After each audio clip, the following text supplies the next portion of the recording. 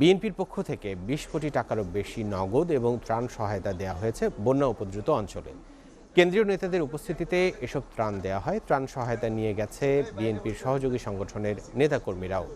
পানি নেমে যাওয়ার পর গত ২ সপ্তাহ ধরে বন্যা কবলিত অঞ্চলে চলছে মেডিকেল ক্যাম্প।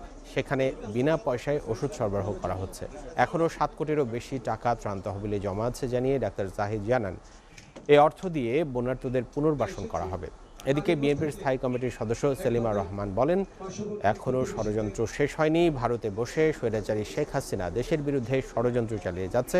প্রশাসনের মধ্যে লুকিয়ে থাকা আওয়ামী লীগের ভূতেরা এমপি মন্ত্রীদের বিদেশে পালিয়ে যেতে সাহায্য করেছে বলেও অভিযোগ করেন তিনি। জনগণের প্রতি যে দায়বদ্ধতা, জনগণের পাশে থাকার যে বিএনপির একনিষ্ঠ ইচ্ছাকারী না, অদম্য আকাঙ্ক্ষা বিএনপি প্রতিষ্ঠার মূলেই ছিল বিএনপি মানুষের পাশে থাকে।